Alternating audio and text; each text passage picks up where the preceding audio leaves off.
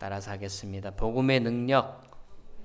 한 번 더 합니다. 복음의 능력. 네, 오늘 말씀의 주제가 되겠습니다. 자, 우리는 이제 로마서 말씀을 접하면서 3주째 우리가 접하고 있는데요. 여러분, 이 로마의 사도인 바울이 로마 교회에 이 편지를 보내고 있는 것입니다. 그러면서 우리는 왜 이 복음을 다시 들어야만 하는가 하는 주제를 가지고 해석적으로 살펴보았습니다. 로마 교회는 이 복음을 다시 들어야만 했던 것입니다. 그래서 사도 바울이 내가 너희에게 할 수 있는 대로 복음 전하기를 원한다. 우리 15절 말씀 한번 같이 한번 볼까요? 15절 시작. 그러므로 내가 할 수 있는 대로 로마에 있는 너희에게도 복음 전하기를 원한다. 네. 할 수 있는 대로 할 수만 있다면 너희에게 복음을 꼭 전하기를 원한다 라고 말씀합니다. 누구에게? 너희에게. 여러분, 여기 나오는 너희가 누구였습니까? 로마 교회 성도들이었습니다. 로마 교회 밖에 있는 안 믿는 사람들이 아니고 교회 안에서 열심히 신앙생활을 하는 나름대로 믿음이 있다고 소문난 그들이었습니다. 오늘 9절에도 보니까 너희 믿음이 온 세상에 전파되미로다. 곧 이 말은 로마 교회 성도들 안에 믿음이 출중하다고, 믿음이 신실하게 서 있는 성도들이 많다고 사방에 소문난 그런 교회였다는 것입니다. 그런데 그럼에도 불구하고 바울이 이미 믿고 있는 그들에게 너희들은 다시 복음을 들어야 한다라고 그렇게 주장하고 있는 것입니다. 예수 그리스도의 복음을 들어야 할 사람이 교회 밖에도 많이 있지만 교회 안에 오늘 예배드리는 저와 여러분이 다시 이 복음을 들어야 된다라고 하는 사실을 그 안에 담고 있는 것입니다.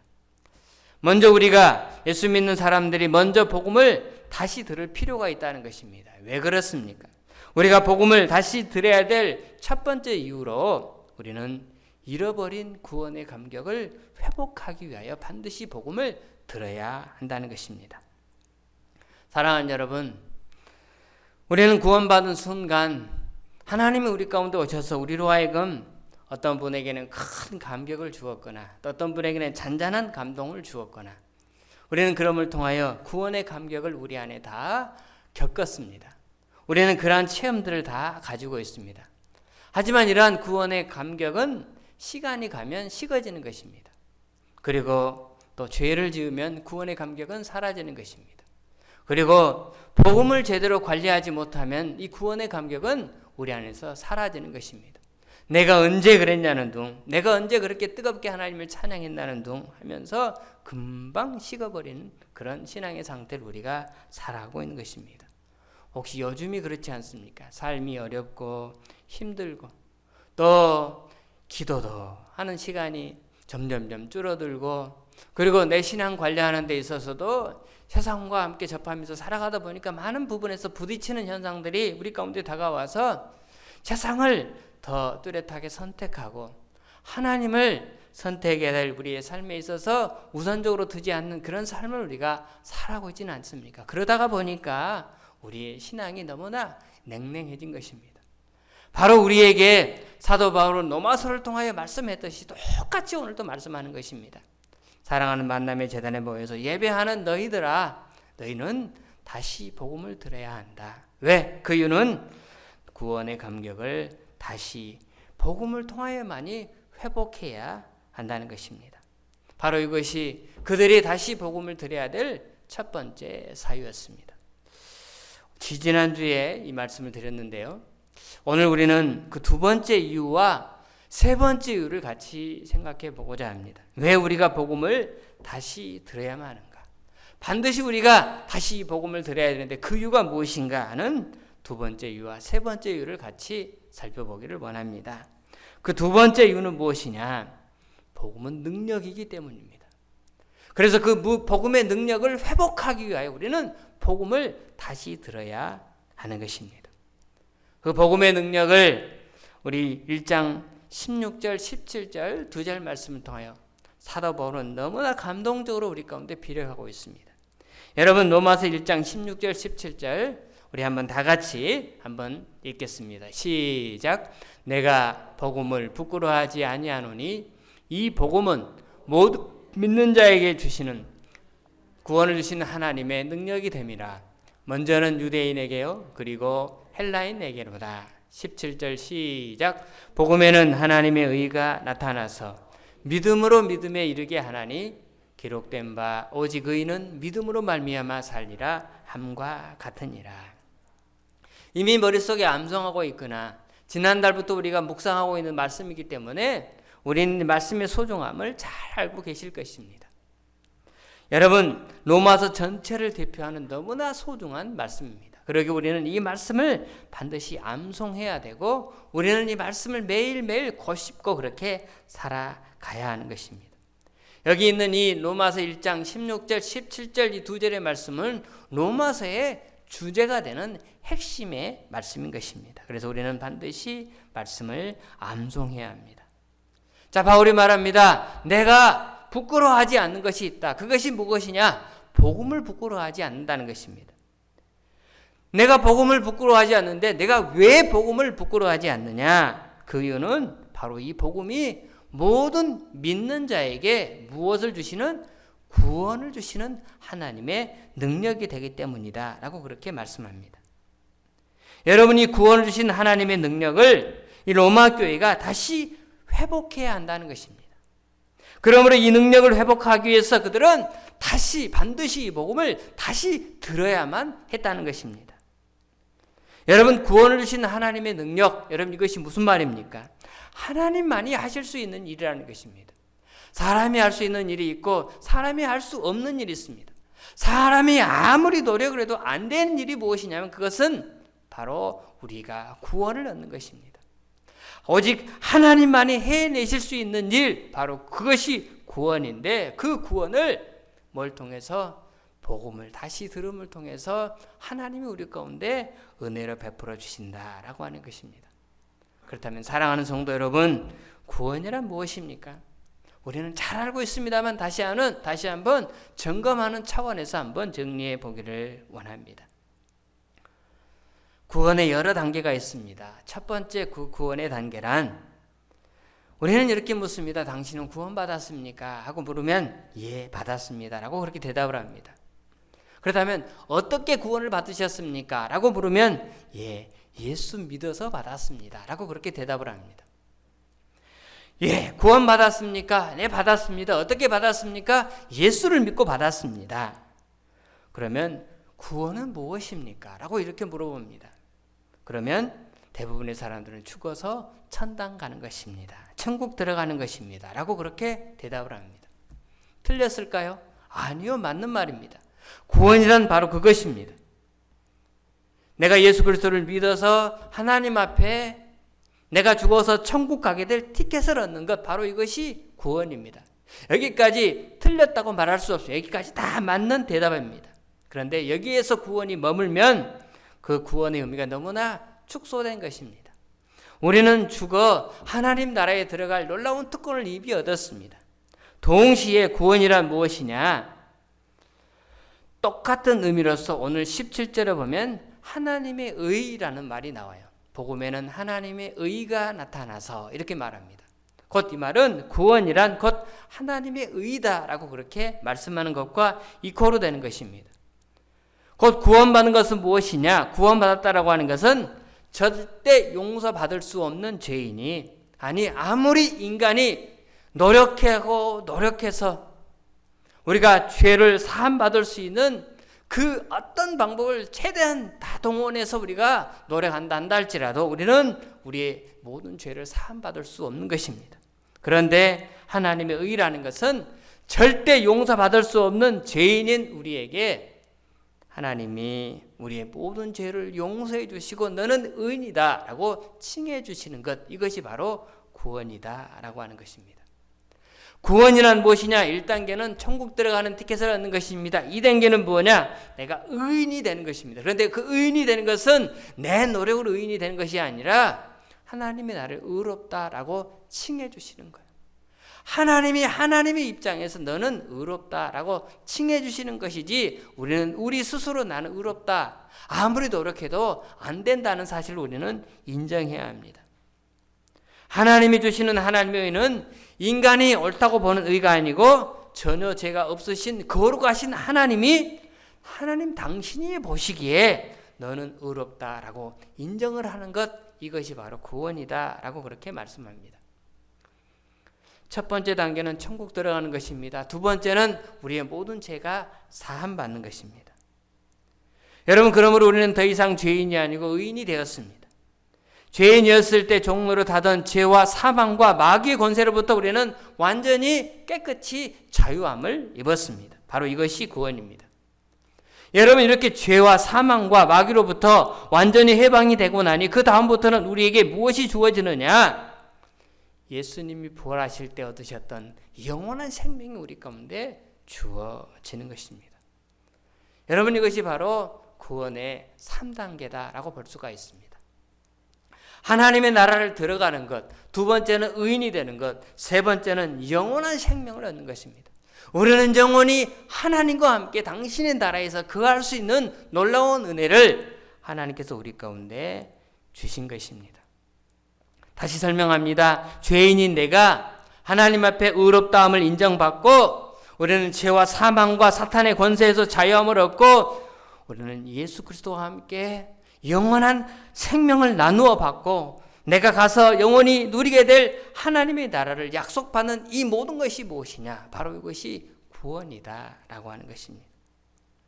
그런데 여러분, 구원의 단계는 또 여기에서 머물지 않습니다. 구원이라고 말할 때 이것으로만 해석이 된다면 끝이 나서는 안 되는 것입니다. 우리는 이 세상의 삶을 살아갑니다. 인간의 모든 사건, 사고, 인간의 모든 질병, 인간의 모든 악함은 다 어디에서 비롯되는 것입니까? 그렇습니다. 영혼이 약하고 영혼이 죄로 인해서 부패했기 때문에 나오는 것이 아닙니까? 그런데 내 영혼이 예수 그리스도의 복음을 듣고 하나님 앞에 의인이 되어서 죄책감에서 벗어나 공포에서 벗어나 고독에서 자유함을 얻고 내 영혼이 그와 같은 은혜를 받으면 우리는 어디에 미칩니까? 우리는 내 정신세계까지 영향을 미치는 것입니다. 여러분, 그렇게 정신세계에 영향을 미치면 어떻게 됩니까? 그것이 어디까지 갑니까? 정신으로만 끝나는 것이 아니라 육체까지 가는 것입니다. 내 삶에 있어서도 우리의 구원이 이루어지게 되는 것입니다. 그러면 진짜 하나님 앞에 구원받은 사람은 영혼만 하나님 앞에 의로워져서 천국에 들어가는 것이 아니고 영혼이 받은 그 구원의 은혜 때문에 정신적으로도 새로운 사람이 되는 것입니다. 뿐만 아니라 정신적으로 새로운 사람이 된 그는 육체적으로도 새로운 육체의 삶을 우리가 누리며 살아갈 수 있게 되는 것입니다. 우리의 삶 속에 불평이 있고 불만이 있고 원한에 사무치며 살았던 사람들이 마음에 기가 막힌 하나님의 평강이 이 구원의 은혜를 통하여 우리 가운데 주어지게 되는 것입니다. 이들은 영원한 나라를 내다보고 살기 때문에 세상에 대한 여러 가지 마음 상한 일이 있다고 해도 그것 때문에 그 사람이 병에 든다든지 거꾸러진다든지 하는 경우가 거의 없습니다. 그러니 정신적으로 강해지죠. 정신적으로 이렇게 강해지다 보니까 어떻게 됩니까? 육체적으로도 강해지는 것입니다. 그리고 세상과 맞서 싸워 나갑니다. 때로는 넘어지고 때로는 좌절하고 때로는 우리가 원하는 것들을 얻지 못한다 할지라도 우리 안에 있는 영원한 생명 때문에 우리는 그 기쁨을 우리는 상실하지 않을 수가 있는 것입니다. 아니, 우리는 그 기쁨을 다시 회복하여 감사함으로 나날의 삶을 살아갈 수 있게 되는 것입니다. 바로 이것이 구원이라는 것입니다. 구원이란 영혼만 하나님 앞에 의로워져서 천국 들어간다고 하는 이런 좁은 의미로서의 생각하지 마시고 그것 때문에 나타나는 정신적인 세계의 구원과 육체적인 영향에서 미치는 구원의 영향까지 다 포함되는 것이 하나님이 우리 가운데 베푸시는 구원의 완성인 것입니다. 자, 여러분, 그렇다면 이렇게 구원을 얻은 하나님의 사람들에게 여러분 여기서 한 가지 더 이해해야 할 것이 있습니다.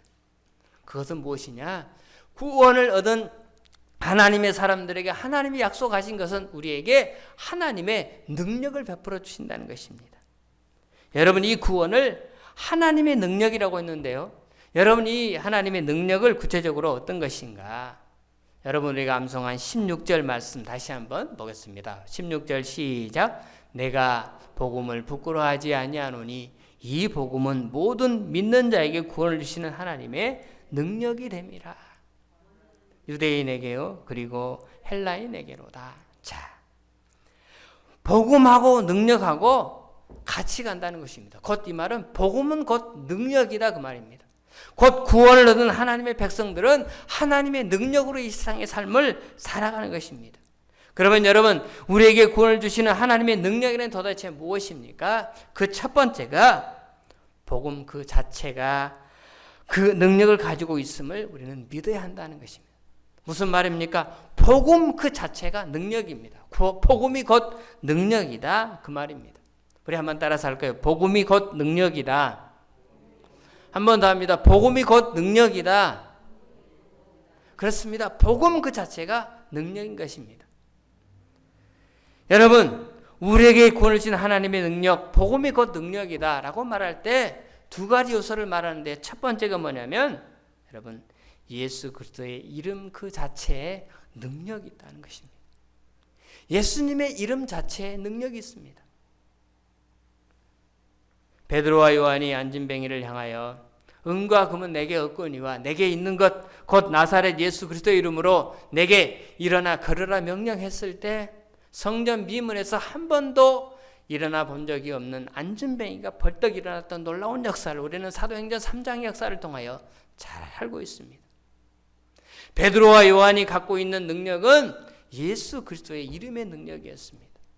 그 이름을 가지고 부르짖을 때 하나님의 역사가 나타나게 되었던 것입니다. 안진뱅이가 일어납니다. 마귀가 쫓겨갑니다. 병들이 사라지게 됩니다. 잃어버렸던 구원의 그 기쁨을 다시 회복하게 됩니다. 예수 그리스도의 이름으로 부르짖고 간구하며 기도할 때 하나님의 역사가 나타나게 되었던 것입니다. 예수 이름 앞에 귀신이 떠나갑니다. 예수 이름 앞에 마귀가 쫓겨갔습니다. 예수 이름 앞에 병마가 도망칩니다. 그 이름 앞에 죄 속에 갇혀있던 하나님의 사람들의 해방을 얻었습니다. 예수 그리스도의 이름, 바로 그 이름이 무엇입니까? 바로 그 이름이 복음이다 라고 그렇게 말씀하는 것입니다. 바로 이게 하나님의 능력입니다. 사랑하는 여러분, 예수님의 이름, 그 이름을 날마다 부르짖고 간구하며 나갈 때 하나님의 삶에, 하나님의 놀라운 역사가 여러분의 삶에, 여러분의 일상의 삶 속에 나타나는 하나님의 귀한 결과를 맛보시는 저와 여러분 되기를 주님의 이름으로 축복합니다. 예수 이름 부르짖고 우리는 나아가는 것입니다. 베드로와 요한처럼 말입니다. 자신들에게는 능력이 없습니다. 가진 것도 없습니다. 내게 음과 금도 없습니다. 그러나 내게 있는 것, 내 안에 있는 것, 구원받은 하나님의 자녀에게 있는 것, 하나님의 백성에게 있는 예수 그리스도의 그 이름 하나 붙들고 그 이름을 가지고 선포하며 나아가는 것입니다. 그곳에 하나님의 능력의 역사가 나타나게 될 줄로 믿습니다. 예수 이름 부르짖고 나아갑니다. 십자가, 여러분 얼마나 놀라운 일입니까? 십자가. 그 십자가라는 말만 듣고도 쫓겨가는 자들이 얼마나 많은지 모릅니다. 왜 그렇습니까? 십자가에 능력이 있기 때문입니다. 예수님의 부활, 그 부활을 증거만 해도 그 부활의 복음 앞에 날마다 3,000명이 회개하는 놀라운 역사가 나타나게 되었습니다. 여러분, 그 이유가 어디에 있습니까? 부활 자체에 능력이 있고 십자가 자체에 능력이 있고 예수의 그 이름 앞에 능력이 있기 때문이었던 것입니다. 예수 그리스도의 이름, 예수 그리스도의 십자가, 예수 그리스도의 부활이라고 하는 이 복음 자체가 갖는 능력이 얼마나 크고 강한지요. 그 능력이 얼마나 대단한지요. 16절에 보면 믿는 자인데 모든 믿는 자라고 있습니다. 모든 믿는 자는, 다시 말씀드려서 믿는 모든 사람들은 다 구원을 받는다라고 그렇게 말씀하는 것입니다. 아무리 큰 죄인이라도, 아무리 쓸모없는 인간이라도 믿기만 하면 구원할 수 있는 위대한 하나님의 능력을 당신의 그 이름 안에 담아두셨다라고 하는 것입니다. 그래서 먼저는 유대인에게요, 그리고 헬라인에게로다. 유대인뿐만 아니라 모든 이방인에게, 믿기만 하는 모든 세상의 모든 사람들에게 이 하나님의 위대한 능력은 복음을 통하여 나타나게 될 것을 약속하고 계시는 것입니다. 예수의 이름이 가지는 능력이 얼마나 강한지요, 얼마나 위대한지요. 그 조건이 복잡하지 않습니다. 예수 그리스도의 능력을 누릴 사람들은 어떤 사람들입니까? 조건이 복잡하지 않아요. 뭐 이만큼 배웠고 이만큼 건강하고 이만큼 능력이 그런 것이 아닙니다. 바로 그 능력은 어디로부터 비롯되는 것입니까? 믿기만 하면, 믿음으로 믿음에 이르면 바로 그 놀라운 구원의 은혜를 받게 된다라고 그렇게 말씀하는 것입니다. 복음에는 하나님의 의가 나타나서 믿음으로 믿음에 이르게 하나니, 곧 믿음이 단순하게 이 믿음만 가지면 너희의 모든 구원은 완성된다. 뿐만 아니라 너희 삶 속에서 예수 그리스도의 이름의 능력이 나타나게 될 것이다. 우리 하나님 사도 바울을 통하여 오늘 우리에게, 이 시대를 살아가는 저와 여러분들에게 똑같이 약속하고 계시는 것입니다. 사랑하는 여러분, 예수 그리스도의 이름을 부르짖는 여러분 되기를 주님의 이름으로 축원합니다. 십자가와 그의 부활을 붙들고 날마다 나가는 저와 여러분 되기를 주님의 이름으로 축원합니다. 바로 부르짖고 나가게 됐을 때 하나님의 위대한 역사가 분명히 나타나게 될 것입니다. 여러분, 여기에 믿음으로 믿음에 이르게 하나니라고 하는 말씀이 나오죠. 복음에는 하나님의 의가 나타나서 믿음으로 믿음에 이르게 하나니.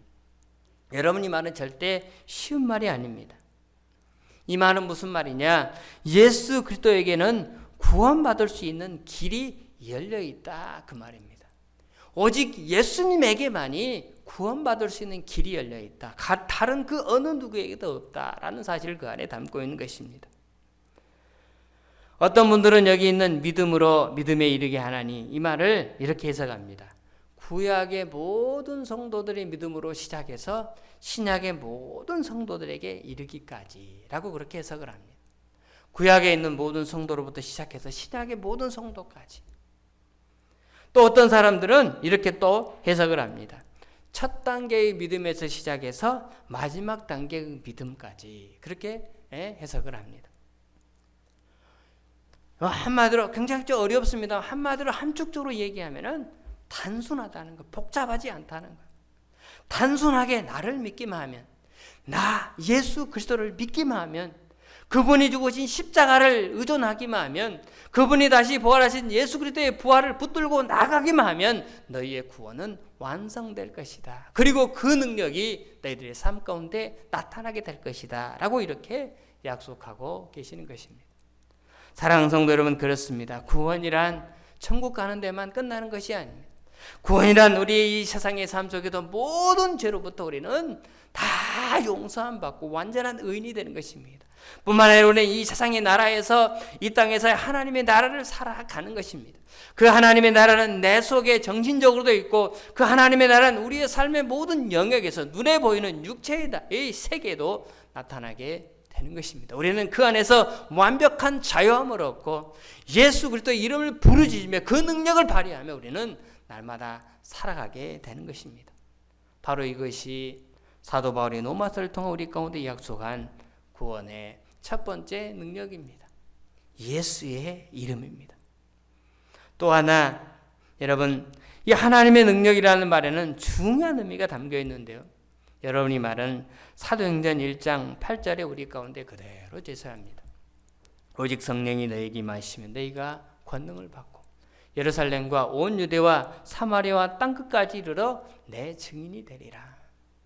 사랑하는 성도 여러분, 그렇습니다. 예수 그리스도 이름을 전하는 자에게 하나님께서 약속하신 것이 있는데 그것은 성령의 권능이라는 것입니다. 성령의 능력이라는 것입니다. 여러분, 우리가 세상에 나가서 예수 믿는 사람으로 살아가지 않습니까? 우리는 기회만 있으면 예수님의 그 능력을 가지고 복음을 전하며 그렇게 살아가야 합니다. 또 믿는 우리끼리 모여서 함께 예배하며 우리는 함께 모여 기도합니다. 그렇다면 여러분, 우리가 하는 이 모든 신앙의 행위, 모여서 예배하고 모여서 기도하고 모여서 찬송하고 하는 이 모든 행위는 누구와 싸우기 위함입니까? 마귀 사탄과 우리가 싸우기 위함입니다. 여러분, 그러면 그 마귀 사탄과 싸울 때 그들을 공격하는 것입니까? 그들 앞에 우리를 방어하기 위해 우리가 예배하는 것입니까? 예, 여러분, 그들을, 사탄 마귀를 공격하기 위해 우리는 예배를 드리는 것입니다. 공격력 무기로 예배를 우리는 드리고, 공격력 무기로 우리는 기도를 하나님 앞에 드리면서 찬송을 하면서 우리는 사탄 마귀를 공격하는 것이지, 그들의 공격에 우리를 막는 방어용으로 우리의 신앙생활을 하는 게 아니다라고 하는 것입니다. 결론적으로 말씀드리자면 우리의 모든 신앙 행동 전체가 사탄을 공격하기 위함이라는 것입니다. 여러분, 우리는 방어자가 아닙니다. 왜요? 예수님이 세상을 이기었기 때문인 것입니다. 우리 모두는 공격하는 사람이요, 사탄은 방어하는 입장에 서 있는 것입니다. 그러려면 어떻게 해야 합니까? 공격하는 쪽이 더 강해야 할 것입니다. 공격하는 쪽이 여러분 점령당하는 쪽보다 여러분 정치학적으로 또 군사학적으로 설명하는 사람 이렇게 얘기합니다. 그 나라를 침략해서 그 나라를 점령하려면 그 나라보다 3배는 더 강해야 한다라고 그렇게 말합니다. 그 나라가 이만큼 군함을 5척 갖고 있어 우리는 15척 이상을 가지고 있어야 된다는, 그래야만이 그 나라를 점령할 수 있다는 것입니다. 영적으로도 똑같습니다. 우리는 방어자가 아니고 공격하는 사람들입니다. 그러기 우리는 사탄보다도 3배 이상은 강해야 되는 것입니다. 그러므로 하나님이 복음을 들고 세상에 나가서 모든 성도들에게 우리는 무엇을 보여주십니까? 하나님의 복음을 들고 나가될 하나님의 백성들에게 하나님께서 예수의 이름과 함께 더불어 성령의 권능을 우리 가운데 두루마기로 입혀 주시는 것입니다. 예수의 이름, 그리고 또 하나 성령의 권능을 가지고 우리는 나아가는 것입니다. 예수 이름으로 전하는 자에게 사탄으로부터 공격을 당하지 않도록 하기 위해서, 또 사탄의 세력을 전복시키기 위해서 성령의 능력을 하나님이 우리 가운데 부어주실 것을 약속하셨습니다. 그 능력을 일컬어서 뭐라고 말합니까? 구원을 주시는 하나님의 능력, 이렇게 말하는 것입니다. 구원을 주시는 하나님의 능력.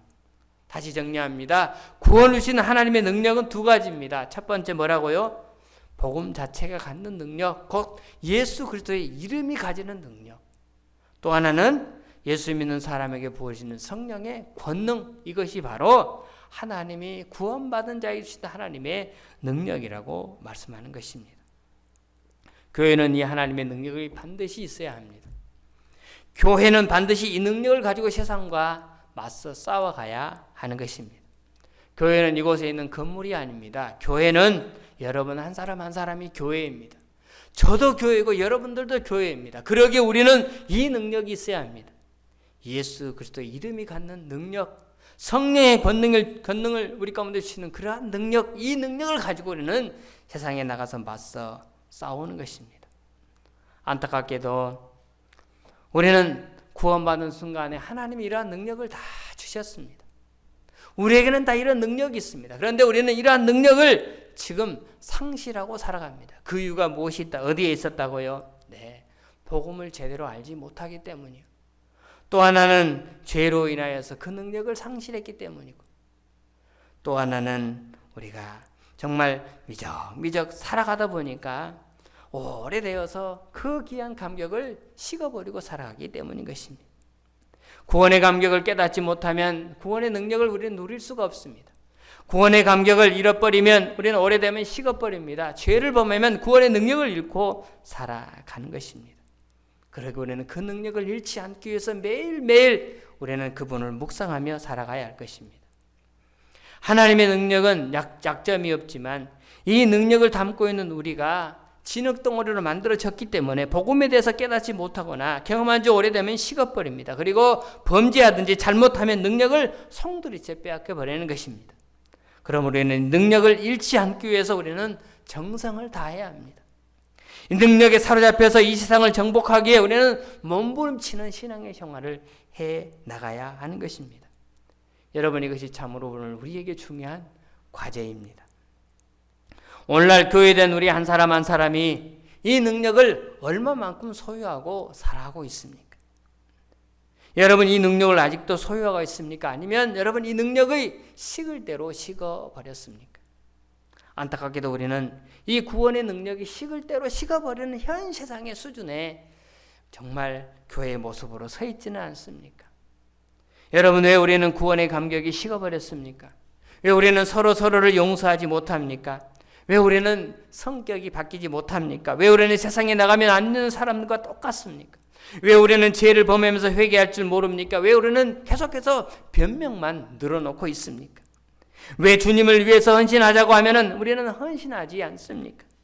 오늘날 안타깝게도 우리는 복음의 능력을 잃고 살아가는 이 땅에 교회 아닌, 교회 같지 않는 교회들이 너무나 많은 것입니다. 그러다 보니 힘을 잃었습니다. 맨디에르라고 하는 사람이 쓴 요새 함락이라고 하는 그런 책이 있습니다. 그 책에서 그는 자신의 경험담을 이렇게 적어 놓습니다. 세계 제2차 세계대전 때 B-17기를 타고 이분이 이제 전투기 조종사였는데요. 독일의 카셀이라고 하는 도시를 폭격하는데 그 독일군이 쏘는 대공포에 이 비행기, 전투기가 맞은 것입니다. 특별히 연료 탱크의 비행기가 맞았습니다. 전투기가 연료 탱크에 맞았으니 어떻게 됩니까? 비행기가 연료 탱크를 터져야죠. 폭발해야 합니다. 그런데 포탄이 날아와서 연료 탱크에 맞았는데도 비행기가 터지지 않는 것입니다. 너무나 운이 좋은 것이죠.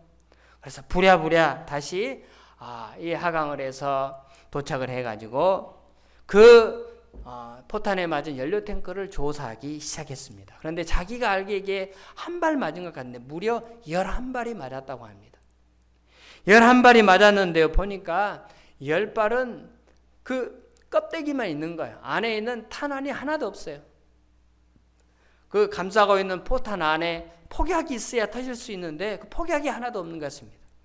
11발 중에 10발은 빈 껍데기였어요. 그리고 한 발은 또 안에 뭔가가 있었는데 꺼내 보니까 거기에 종이로 뭐가 글이 써 있더랍니다. 그러면서 그 글에 이렇게 써놨습니다.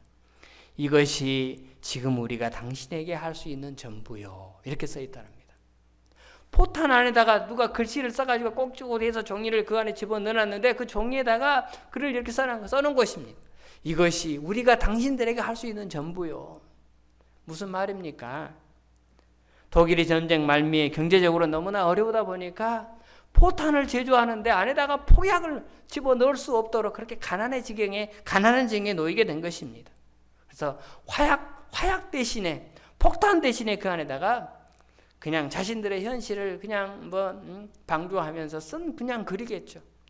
우리가 처한 형편이 바로 이렇습니다. 우리는 항복하고 우리는 질 수밖에 없습니다. 라고 하는 그런 내용을 그 안에 담아 놓은 것입니다. 그 글을 읽으면서 느껴지는 게 어떻습니까? 여러분 어떤 느낌이 듭니까? 껍데기는 포탄인데 그 안에 폭약이 없는 그 포탄 무슨 소용이 있겠습니까? 오늘 우리 만남의 교회를 위시하여 우리 한국교회 교회된 우리 한 사람 한 사람의 모습은 어떻습니까? 여러분 겉은 그리스도인인데 속은 어떻습니까? 여러분의 속은 무엇으로 지금 가득 차 있습니까? 이것이 우리가 당신에게 할 수 있는 전부입니다 라고 말할 수 있는 정말 안타까운 우리 현재의 처지인 것은 정말 분명한 것 같습니다. 참 우리의 모습이 너무나 처절합니다. 너무나 안타깝게도 우리 교회 현재 경제적으로 매우 힘든 그런 상태입니다. 이따가 모여서 잠깐 얘기를 하겠지만 참으로 어려운 그런 상태에 놓여 있습니다. 많은 한국교회가 코로나를 맞이해서 많은 교회들이 문을 닫아야 될 그런 어려운 실정까지 다 놓이게 되었습니다. 바로 이러한 상황에서 저와 여러분들이 다시 회복할 수 있는 방법이 어디에 있겠습니까? 우리가 다시 예전처럼 부흥의 시대로 다시 달려갈 수 있는 그런 방법이 어디에 있겠습니까? 그렇습니다. 오직 유일한 방법 하나입니다. 그것은 로마 교회가 그렇듯이 그들은 다시 복음을 들어야만 했듯이 오늘 저와 여러분들은 다시 이 복음을 들어야 하는 것입니다. 우리는 이와 같은 답답한 현실을 놓고 우리가 다시 살려면 복음을 다시 들어야 합니다. 하나님의 구원의 능력을 회복하려면 복음을 다시 들어야 합니다. 복음을 다시 듣고 우리가 하나님의 그 귀한 은혜의 세계에 다시 한번 깊숙이 빠져야만이 구원의 감격도 다시 회복할 수 있고 놀라운 구원의 능력이 우리의 것이 되는 것입니다. 사랑하는 성도 여러분, 예수 그리스도의 이름이 성령의 능력이 바로 우리 가운데 다시 주어져야 하는 것입니다. 그 방법은 무엇입니까? 복음으로 다시 돌아가는 것입니다. 복음을 다시 듣는 것입니다. 예수님의 이름을 붙들고 십자가의 은혜를 다시 한번 깨닫고 주님의 부활의 능력 앞에 우리 자신들의 무릎을 꿇고 다시 한번 우리의 영원한 소망 되신 그분 앞에 믿음의 주여 온전케 하신 예수 그리스도만을 바라보며 우리는 나아가는 신실한 가장 기본적인 가장 기초적인 신앙으로 우리의 모습이 다시 회복되어야만이 우리는 다시 옛 명성을 되찾을 수 있을 것입니다. 왜 우리가 복음을 다시 들어야 합니까? 왜 사도 바울은 로마 교회에 다시 이 귀한 복음을 그들에게 전해야만 했던 것입니까? 복음의 능력을 다시 회복하기 위해서입니다. 그리고 또 하나 복음을 다시 들어야 했던 이유는 하나님이 기뻐하시는 열매를 그들에게 올려드리기 위함이었습니다. 하나님이 기뻐하시는 열매를 하나님 앞에 맺어드리기 위해 그들은 복음을 다시 들어야만 했던 것입니다. 13절 말씀 한번 다 같이 하겠습니다. 시작. 형제들아 내가 여러 번 너희에게 가고자 한 것을 너희가 모르기를 원하지 아니하노니 이는 너희 중에서도 다른 이방인 중에서와 같이 열매를 맺게 하려 함이라도 지금까지 길이 막혔도다. 자, 다른 이방인 중에서와 같이 너희에게 열매를 맺도록 하기 위하여. 여러분 여기에 나와 있는 열매가 무엇입니까? 당연히 하나님의 사람들을 죽어있는 그들에게 영원한 생명을 다시 그들에게 부어요. 그로 하여금 하나님을 바라보도록 하는 수많은 하나님의 사람들을 만드는 것, 이것이 바로 하나님께서 가장 바라시는 것이었습니다. 바울은 그렇게도 로마에 가기를 원했고 그들을 만나서 복음 전하기를 그렇게도 원했습니다. 하지만 여차저차해서 그곳에 가지 못했는데 마침내 자신이 원했던 꿈이 이루어졌죠. 우리가 잘 아시는 바와 같이 로마서를 써서 보낸 3, 4년 후에 사도 바울은 드디어 마침내 로마에 들어가게 되는데 주 예수의 신분으로 쇠사슬에 매여서 그곳에 들어가게 됩니다. 그리고는 바울이 한 3년 정도 감옥에서 지내기도 하고 또 풀려나기도 했는데 이렇게 지내면서 그동안 바울이 로마 교회를 중심으로 해서 물론 혼자만 하는 게 아니고 베드로 사도도 같이 있었고 여러 성도들을 중심으로 해서 얼마나 많은 사람들에게 복음이 증거되었는지 모릅니다. 로마의 네로 황제 알죠? 기독교인들을 가장 박해했던 황제. 바로 이 네로 황제가 사도 바울을 AD 64년도에 죽입니다. 칼로 그의 목을 쳐서 죽이게 되죠.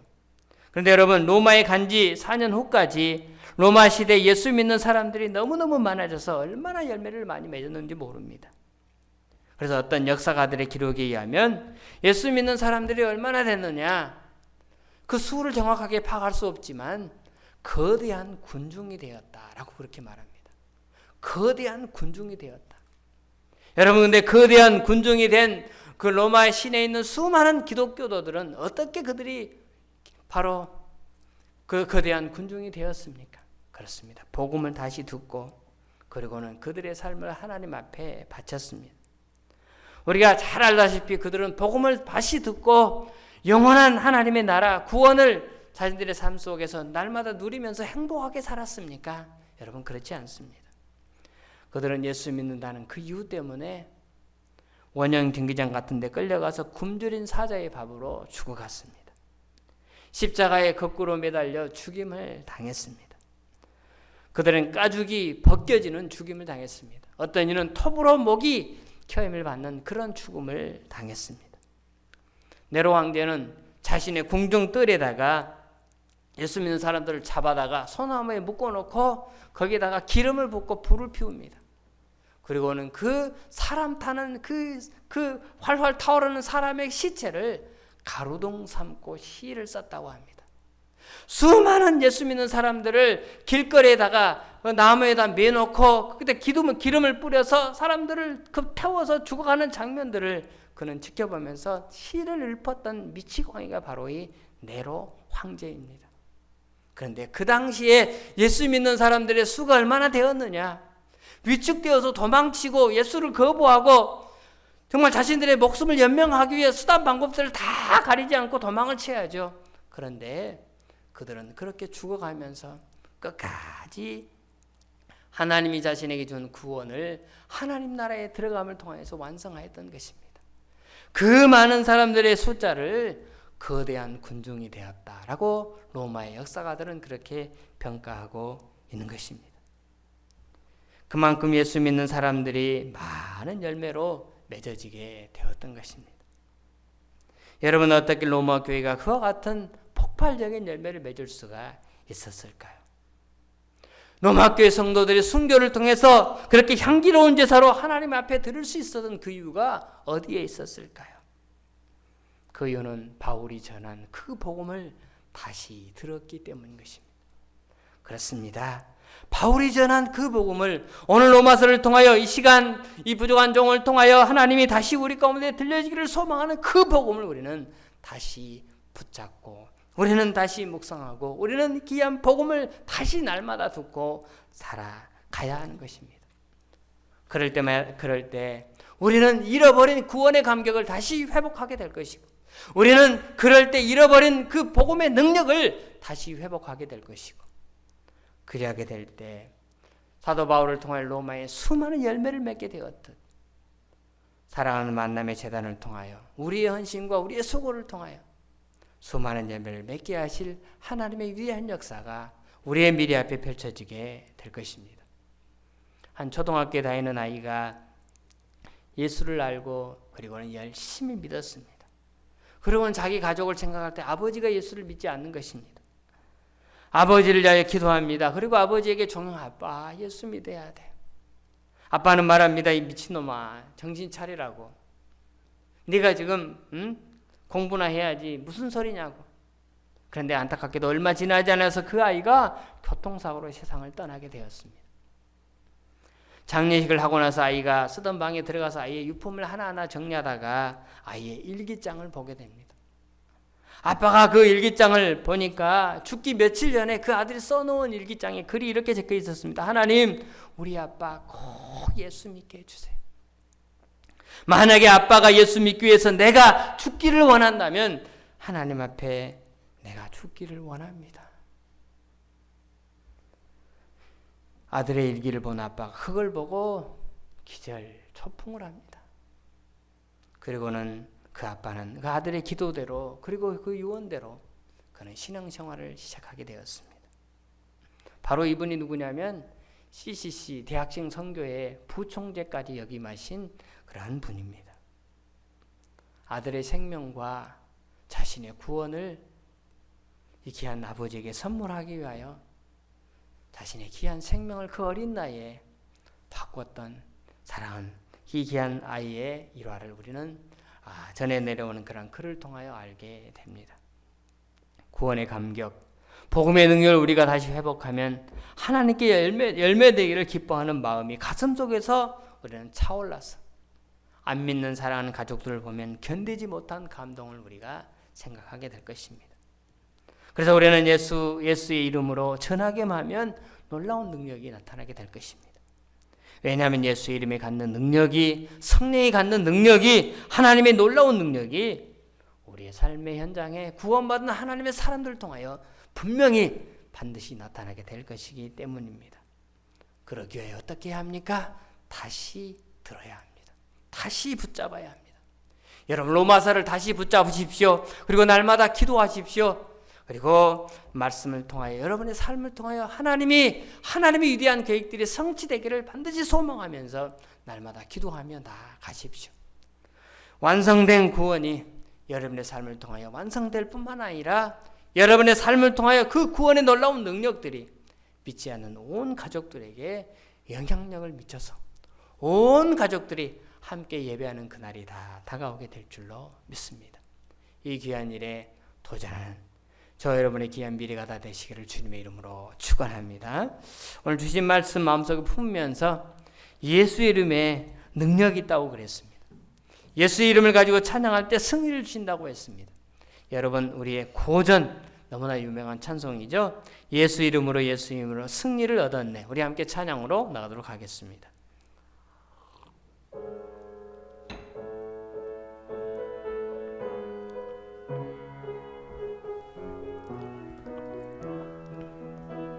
예수 이름으로 승리를 얻었네. 예수 이름으로 승리를 얻었네. 할렐루야. 예수 이름으로 나갈 때 우리 앞에 누가 서리요. 예수 이름으로 나갈 때 승리를 얻었네. 예수님을 따라 예수 이름 따라 예수 이름 따라 어디든 가리라. 예수 이름 따라 예수 이름 따라 어디든 가리라. 할렐루야. 예수님을 따라 나갈 때 밝은 태양빛이 비치고 예수님을 따라 살아갈 때 밝은 내일 있네. 예수 이름으로 예수 이름으로 마귀는 쫓긴다. 예수 이름으로 예수 이름으로 마귀는 쫓긴다. 할렐루야. 예수 이름으로 나갈 때 누가 나를 괴롭히리요. 예수 이름으로 기도할 때 병만은 쫓긴. 3절 다시 한번 합니다. 예수 이름으로 예수 이름으로 예수 이름으로 마귀는 쫓긴다. 예수 이름으로 예수 이름으로 마귀는 쫓긴다. 할렐루야. 예수 이름으로 나갈 때 누가 나를 괴롭히리요. 예수 이름으로 나갈 때 마귀는 쫓긴다. 하나님 아버지, 예수 이름에 능력이 있는 줄로 믿습니다. 능력을 의지하여 기도할 때 안진뱅이가 일어나고 병마가 쫓김을 받고 사탄마귀 도망치고 우리는 완벽한 하나님의 은혜 안에서 날마다 자유함을 얻고 기쁨으로 감사로 이 땅에서 삶을 살다가 영원한 하나님의 나라의 안식의 그 거룩한 품에 돌아가게 될 줄로 믿습니다. 이 귀한 은혜가 오늘 복음을 다시 듣고 회복되어지게 하여 주옵시고 날마다 성령의 권능을 통하여 세상 삶 속에서 승리하는 하나님의 백성들 다 되어지게 하여 주시옵소서. 이런 은혜를 지금껏 주셨고 앞으로도 인도하여 주실 줄로 믿습니다. 이 귀한 은혜에 감사하여 오늘도 하나님의 귀한 전전에 나와 예물을 드리오니 하나님 흠양하여 주옵시고 약속한 은혜로 충만하게 채워 주옵시고 하나님 물질 때문에 힘들어하거나 아파하는 하나님의 귀한 교우들 한 명도 없도록 날마다 인도하여 주시옵소서. 육체적으로 아파하는 하나님의 귀한 권속들 하나님 찾아가 위로하시고 손을 놓고 기도할 때 하나님 바라보며 기도할 때 나는 기적의 역사가 있게 하여 주시옵소서. 경제적으로 아파하는 하나님의 그 귀한 가정들 찾아가서 하나님 정말 주님의 크신 능력으로 그 모든 일들이 해결받는 그 귀한 역사, 예수의 이름으로 성령의 권능으로 구원받은 하나님의 사람들이 나타나는 놀라운 약속하신 그 귀한 일이 아름답게 성취되는 가정들 다 되어지게 하여 주시옵소서. 지금껏 인도하신 하나님 감사합니다. 만남의 재단 이곳에 귀한 교회를 세워주시고 하나님께서 여기까지 도와주셨나이다. 나머지 장래도 선한 뜻으로 인도하여 주실 줄로 믿습니다.